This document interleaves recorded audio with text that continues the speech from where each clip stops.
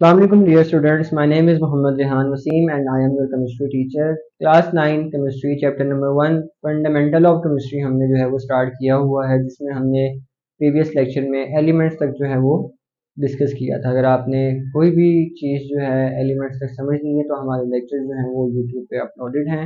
आप केमिस्ट्री की प्लेलिस्ट में जाकर वहाँ से जो है वो अंडरस्टैंड कर सकते हैं। नेक्स्ट हमारा आज का टॉपिक है कंपाउंड। ये कंपाउंड क्या होते हैं और कंपाउंड के बारे में हम कुछ बेसिक चीज़ें यहाँ पे जो है वो डिस्कस करेंगे। तो स्टार्ट करते हैं। सबसे पहले अगर हम कंपाउंड की बात करते हैं बच्चों, तो कंपाउंड में बेसिकली ऐसी सब्सटेंसेस होती हैं, जिस तरह आपने पढ़ा एलिमेंट्स के बारे में।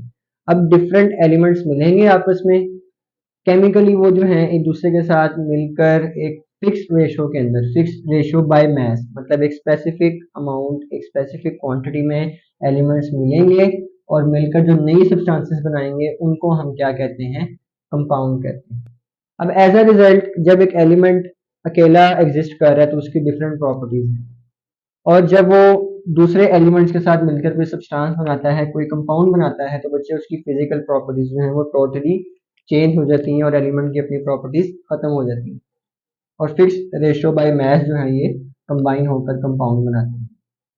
अब इसमें हमारे पास अगर हमने कंपाउंड को तोड़ना हो तो इनको हम इजीली ब्रेक डाउन नहीं कर सकते, इसके लिए हमें स्पेशल मेथड जो है वो करने पड़ते हैं, उसके बाद ही हम एक कंपाउंड को जो है वो ब्रेक डाउन करते हैं।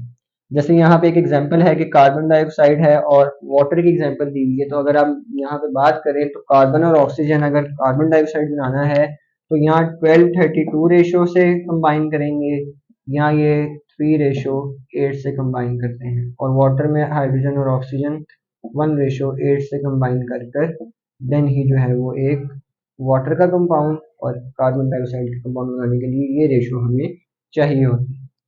इसके अलावा कंपाउंड की कुछ क्लासिफिकेशंस हैं। कंपाउंड जो है बेसिकली आयोनिक कंपाउंड्स के फॉर्म में एग्जिस्ट करते हैं या कोवेलेंट कंपाउंड्स के फॉर्म में एग्जिस्ट करते हैं। आयोनिक कंपाउंड हमारे पास बेसिकली इस तरह के कंपाउंड्स होते हैं जो इंडिपेंडेंट फॉर्म में एग्जिस्ट नहीं करते, they do not exist in independent form.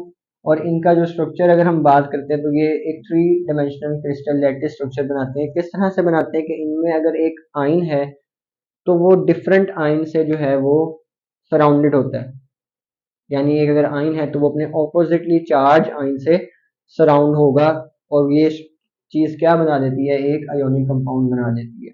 अब एक पॉजिटिव है और उसके इर्द गिर्द जो है वो नेगेटिव चार्ज है, तो काफी ज्यादा फोर्स ऑफ अट्रैक्शन होगी, जिसकी वजह से ये एक फर्म जगह पर रहकर, एक फिक्स जगह पर रहकर जो है वो आयोनिक कंपाउंड बनाते हैं।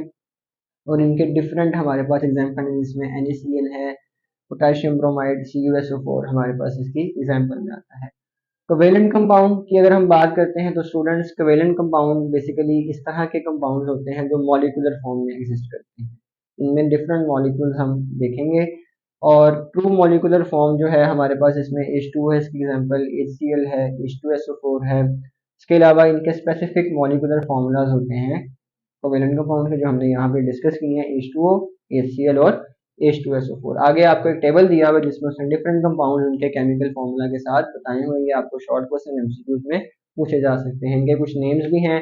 First of all H2O water है, NaCl सोडियम क्लोराइड जिसको हम कॉमन सॉल्ट कहते हैं, SiO2 सिलिकॉन डाइऑक्साइड, NaCO3 और 10H2O ये बेसिकली हमारे पास सोडियम कार्बोनेट है जिसको हम वॉशिंग सोडा भी कहते हैं। CaO quick lime calcium oxide, CaCO3 calcium carbonate जिसको हम जो है लाइमस्टोन कहते हैं, C12H22 और O11 ये बेसिकली शुगर है हमारे पास, NaOH सोडियम हाइड्रो ऑक्साइड जिसको हम कॉस्टिक सोडा कहते हैं, NH3 ammonia, and last one H2SO4। तो ये टेबल में आपने इनको देख लेना है, ये आपको शॉर्ट क्वेश्चन एमसीक्यूज में पूछे जा सकते हैं। तो ये हमारा कंपाउंड से रिलेटेड लेक्चर था। इसमें अगर आपका कोई भी पॉइंट आपको समझ ना आया तो आप कमेंट सेक्शन में पूछ सकते हैं। जज़ाकल्लाह, अल्लाह हाफ़िज़।